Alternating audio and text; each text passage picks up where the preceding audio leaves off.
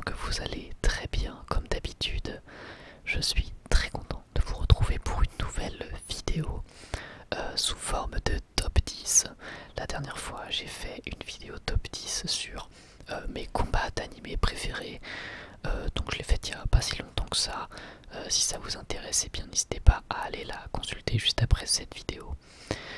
Et donc pour cette vidéo, j'ai décidé de vous parler de mes scènes d'animé préférées. Donc j'ai, on va dire, mis de côté les combats. Et là on va se concentrer sur toutes les scènes d'animé qui du coup peuvent être vraiment variées. Ça peut complètement changer d'une scène à une autre. Il n'y a pas de thème principal, on va dire. Mais en tout cas il n'y a pas de combat réel, on va dire. Sauf pour une petite exception, voire deux, on ne va pas se mentir. Voire trois, à vrai dire d'ailleurs. Mais c'est pas vraiment des combats à part entière. Vous allez comprendre au moment où je vous parle de ces scènes en question. Parce que voilà, dans les animés, il y a toujours des moments forts, des moments qui peuvent être épiques ou tristes, sans être des affrontements, des animés qui ne sont même pas des shonen pour certains. Donc voilà, j'avais vraiment plutôt très envie de vous parler de ça, et je suis sûr qu'il y a plein de scènes qui ont pu énormément vous plaire dans les animés, notamment des scènes tristes, je pense, qui ont pu vous marquer en tout cas. Donc je vous invite à me les écrire en commentaire, et comme d'habitude je prendrai beaucoup de plaisir à vous lire. Écoutez, donc sur ce on va commencer avec la première scène, et il s'agit d'un affrontement plutôt psychologique. Et c'est un affrontement qui m'a énormément plu. Donc ce n'est pas un combat, l'animé c'est JoJo's Bizarre Adventure. Et cet affrontement c'est Jotaro contre Darby. Alors je vous remets un petit peu dans le contexte pour ceux qui éventuellement ne se souviennent plus. D'ailleurs je précise évidemment, je vais spoil les animés, donc c'est pour ça que je dis toujours le nom de l'animé avant de vous parler de la scène. Donc ne vous inquiétez pas, vous ne vous ferez pas spoil. Je parle de JoJo's, de la partie 3, donc si vous n'avez pas vu la partie 3 entièrement, eh bien je vous invite à passer à la partie suivante. Bref, donc Jotaro contre Darby, affrontement vraiment intéressant puisque justement on n'est pas dans un combat, là où dans JoJo on a plutôt l'habitude d'avoir des affrontements avec les stands. D'ailleurs les stands qui vont quand même rentrer en jeu dans cet affrontement, ce qui fait que c'est très intéressant, mais d'habitude c'est quasi toujours sous forme de combat, ou en tout cas de quelque chose de réellement physique, on va dire, avec un réel danger physique. Là on est sur quelque chose où il y a un danger dans le sens où des personnes, des âmes, les âmes des personnes sont collectionnées par le fameux Darby, et donc il faut tenter de les libérer, notamment parce qu'il y a les âmes bien des alliés de Jotaro qui sont enfermés dans l'espèce de catalogue de Darby. Et alors ce qui est génial dans cet affrontement, c'est qu'on a un combat, enfin non pardon, un affrontement extrêmement intense alors que ce n'est pas un combat. Et ça c'est génial parce que justement c'est pas un combat, et pourtant l'enjeu est réellement énorme. C'est un des plus gros enjeux de la partie 3 parce qu'il y a énormément de vies qui sont en jeu, pas seulement les alliés de Jotaro, pas seulement les Stardust Crusaders. Il y a vraiment tout simplement plein d'âmes aussi innocentes qui sont en jeu, et ça c'est extrêmement intéressant. Mais ce qui va vraiment porter le tout, on va dire que c'est l'audace de Jotaro. Évidemment cette espèce de pression qu'il va y avoir à chaque coup, puisque finalement ce jeu va se baser sur un peu de triche de la part des deux avec leur stand, mais surtout sur des gros coups de bluff, et ça c'est absolument génial, puisque en tant que spectateur, même si tu connais déjà un petit peu l'issue, parce que tu sais très bien que les personnages principaux vont avancer vers la suite, et bah t'es quand même en stress, t'es quand même avec une pression monumentale. Et pour tout vous dire, c'est la scène dans laquelle j'ai le plus transpiré entre guillemets de tout JoJo. J'étais vraiment à fond dedans. J'étais pris par l'épisode à ce moment-là. Enfin, ça se passe sur 2 ou 3 épisodes d'affilée, mais j'étais vraiment pris par le truc. Il y a plein de petits stratagèmes vraiment stupides presque parfois. Le fameux coup du chocolat pour pas faire renverser le verre. Bref, vraiment un affrontement que je kiffe, et une de mes scènes préférées de JoJo's tout simplement. Ensuite on passe à un film d'animation, à savoir Your Name. Et pour Your Name, j'ai préféré parce qu'il y a beaucoup de très belles scènes dans Your Name d'ailleurs. Excellent film d'animation bien évidemment. La scène que j'ai préférée c'est la scène de la comète. Alors non pas au début mais plutôt du coup vers la fin du film. Pourquoi? Eh bien parce que c'est un peu le côté... Alors déjà visuellement c'est magnifique, visuellement c'est absolument sublime que ça soit l'arrivée de la comète ou l'impact. Ce que j'aime c'est le contraste entre la destruction pardon, que ça va générer et la poésie que ça représente, que ce soit pour les deux personnages principaux ou tout simplement pour comment dire, tout simplement pour le visuel magnifique de cette comète qui tombe, comme je l'ai dit. Le fait qu'elle soit un visuel aussi beau pour quelque chose d'aussi important, d'aussi impactant et d'aussi triste en soi.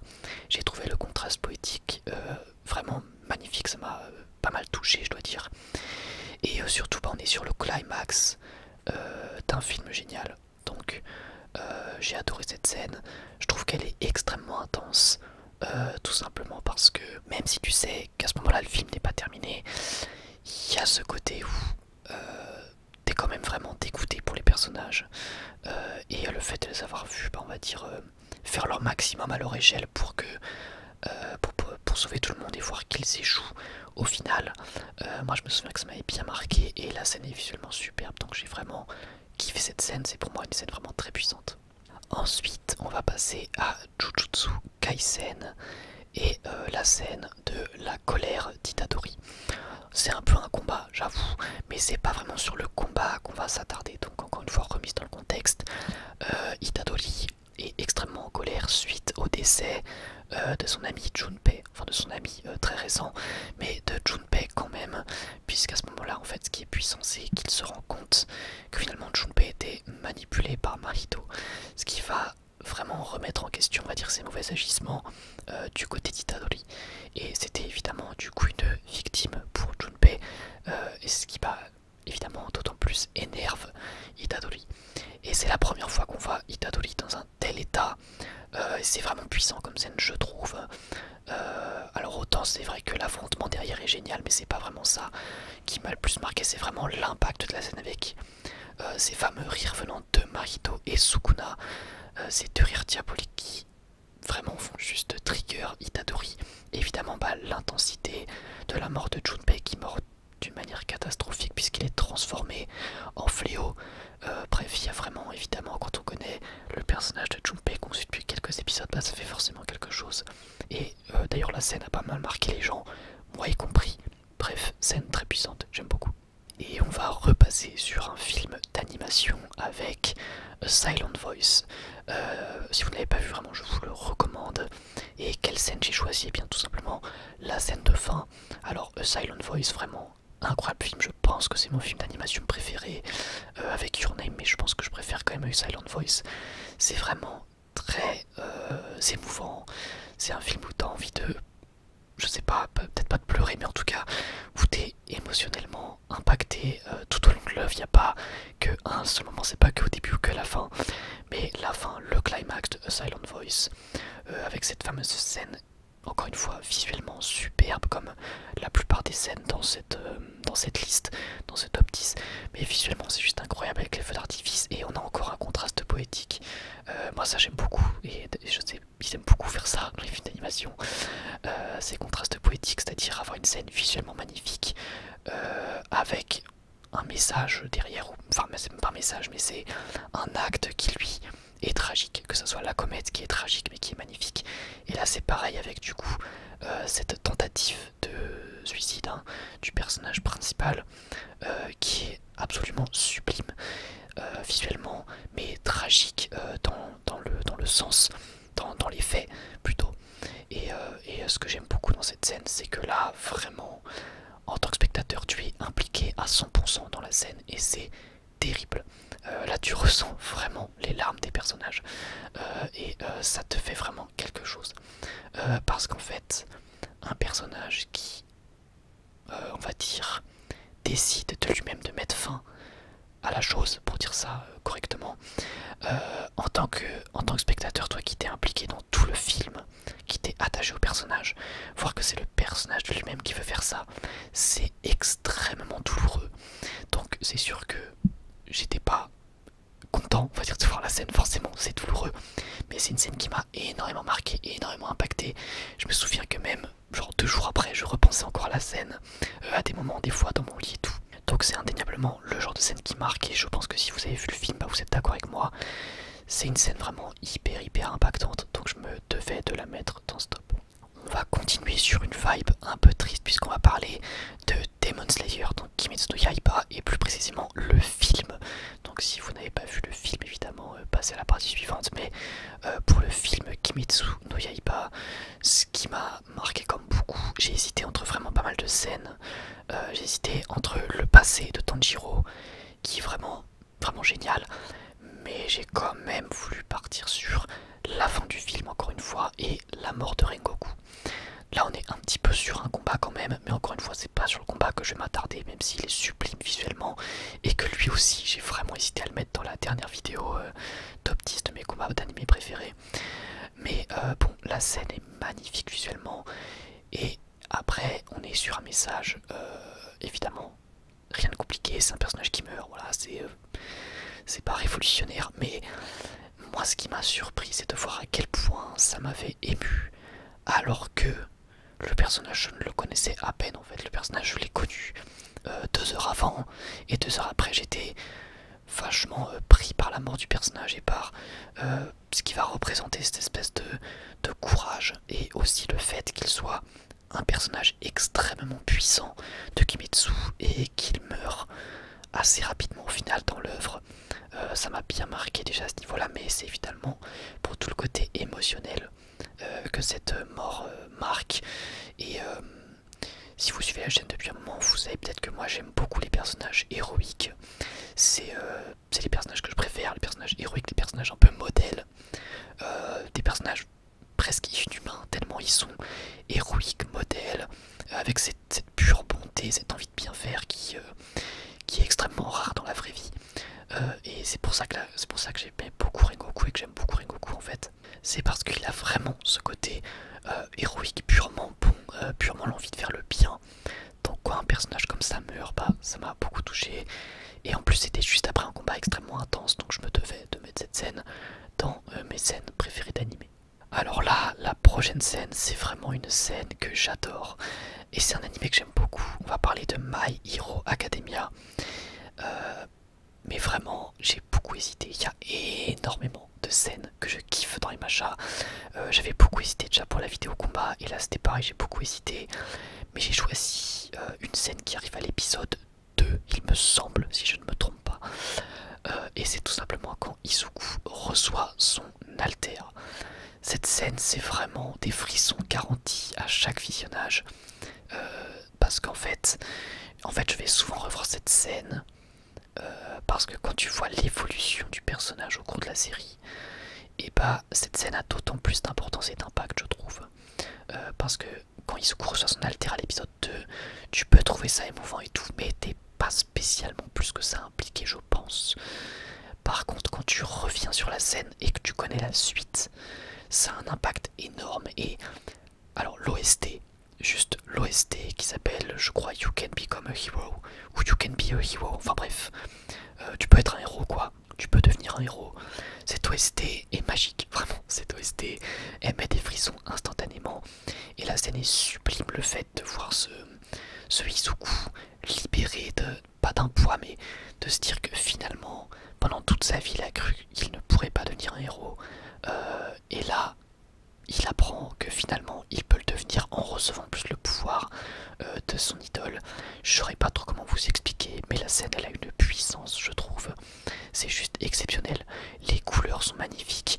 Les seiyuu, donc les doubleurs, font un travail monstre. De toute façon, le doubleur de Izuku est absolument pas monstrueux, je trouve. Il fait vraiment un superbe taf.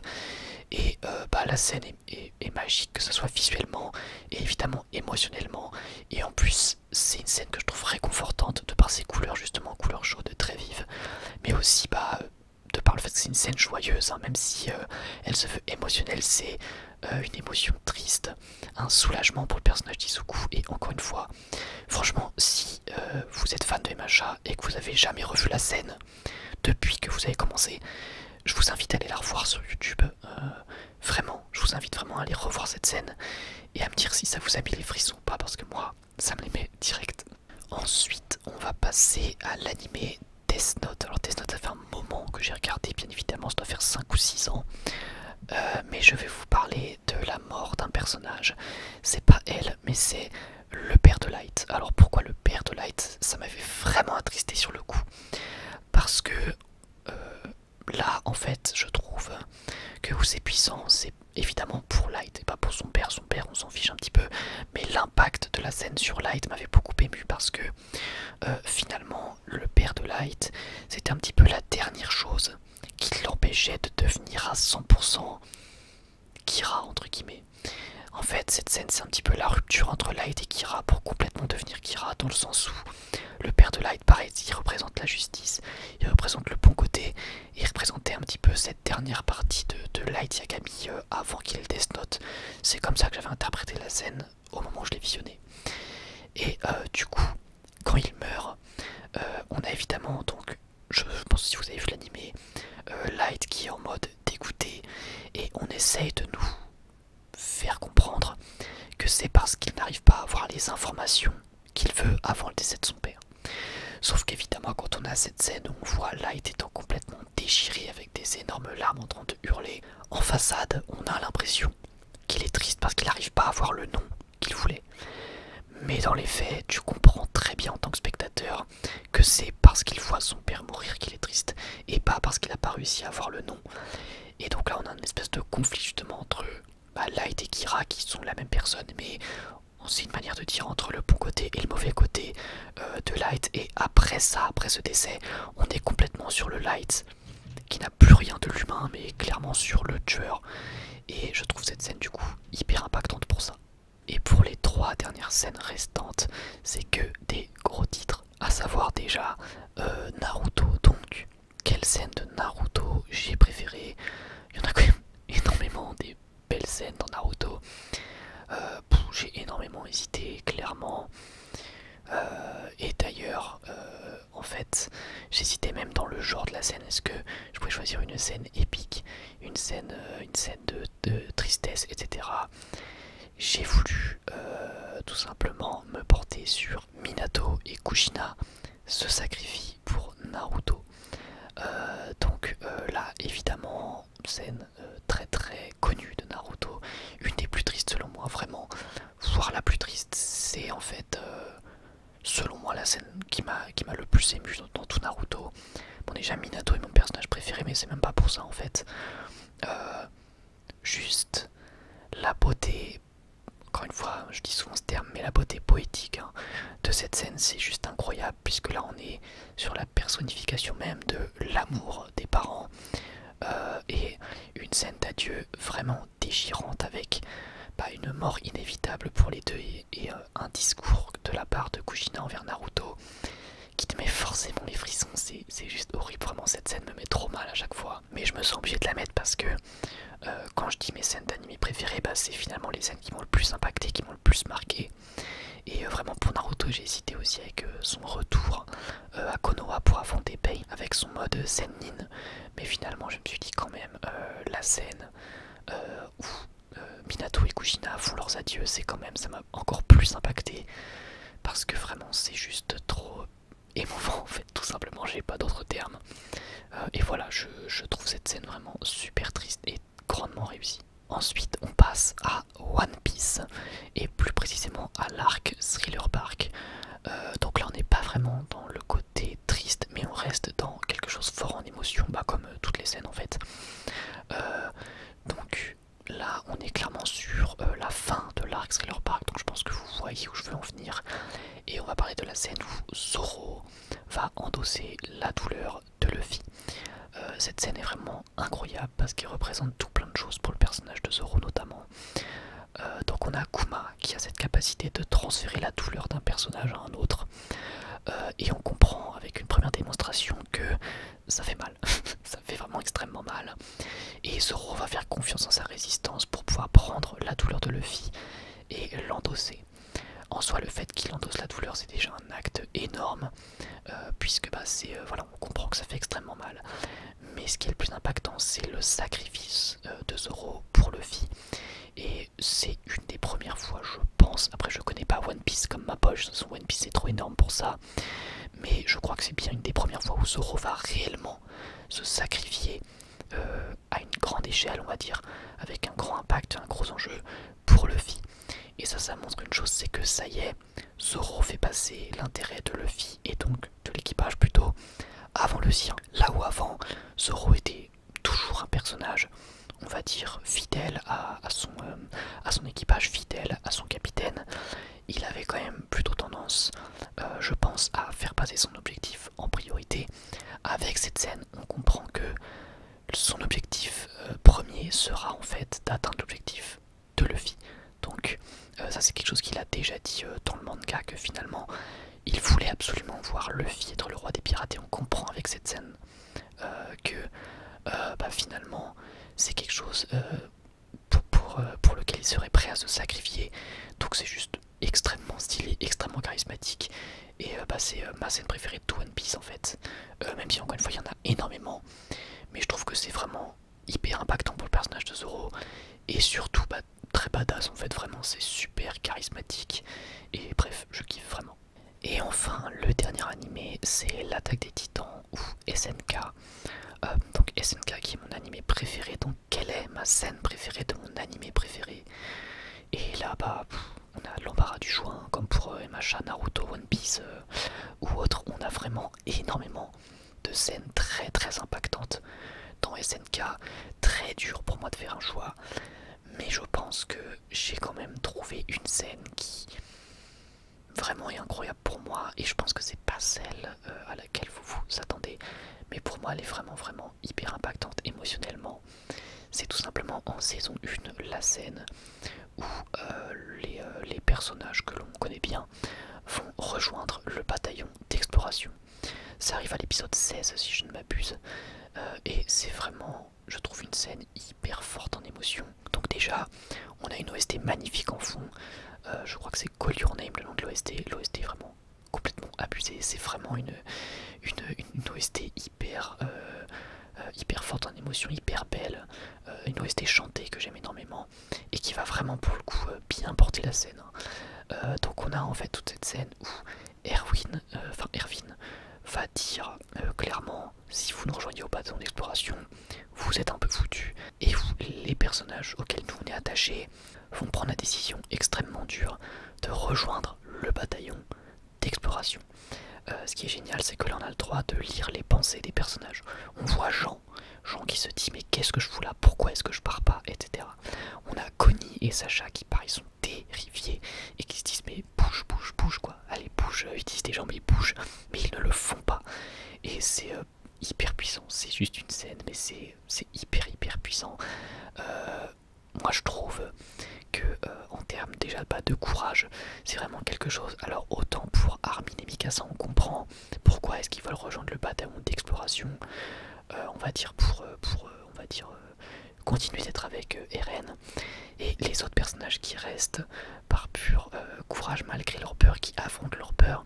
Le fait qu'on revienne sur le côté humain, qui est un côté que j'adore dans SNK, parce que finalement dans un animé qui se fait aussi tragique voire horrifique, c'est génial de pouvoir retransmettre les émotions des personnages, et donc là avoir ces émotions de peur, parce que vraiment les personnages sont effrayés, parce qu'ils viennent de vivre une bataille face aux titans, ils ont vu à quel point c'était horrible, ils ont vu à quel point c'était risqué, et malgré tout, ils sont restés pour rejoindre le bataillon. J'adore cette scène, encore une fois. Si vous avez vu l'animé, mais que vous vous souvenez plus de cette scène, franchement, allez la voir. Je vous y invite parce que vous allez voir que finalement, cette scène est vraiment super impactante, je trouve. Et avec en plus ce discours d'Erwin, et notamment cette phrase à la fin qui dit bravo, vous êtes des vaillants, vous êtes déjà de vaillants soldats, offrez vos cœurs, donc le fameux Shinzo Sasageyo, qui est là vraiment pour clôturer encore plus en émotion cette scène. Non vraiment j'adore, je kiffe, énorme scène, super impactante, et voilà tout simplement. Bah écoutez, j'en ai terminé pour ce petit top 10 qui n'est pas si petit dit que ça, la vidéo commence à être vraiment longue, mais je sais que il y en a pas mal parmi vous qui aiment les vidéos qui durent un petit peu longtemps. Donc bah écoutez, j'espère que vous serez satisfait avec cette vidéo. En tout cas pour moi c'était un vrai plaisir de vous la faire. Je pense que vous avez pu l'entendre. C'était un vrai kiff pour moi de vous faire cette vidéo. J'adore parler des sujets qui me passionnent, hein. Et là comme je parle de mes scènes préférées, c'est beaucoup aussi de souvenirs pour moi. Et c'est un vrai plaisir sincèrement de pouvoir discuter de tout ça avec vous. Et surtout n'hésitez pas à me dire ce que vous pensez de ces scènes et même quelles sont vos scènes d'animé préférées. N'hésitez pas à me le dire, j'ai vraiment hâte de vous lire. Et puis si jamais il y a des scènes dont je me souviens plus ou des scènes qui vous ont marqué, voire même des scènes que je n'ai pas vues, eh bien j'irai les voir. Et puis voilà, écoutez, je vous remercie beaucoup de m'avoir écouté. J'espère sincèrement que cette vidéo vous aura plu. Et moi je vous dis à la prochaine. Prenez soin de vous. Bye tout le monde.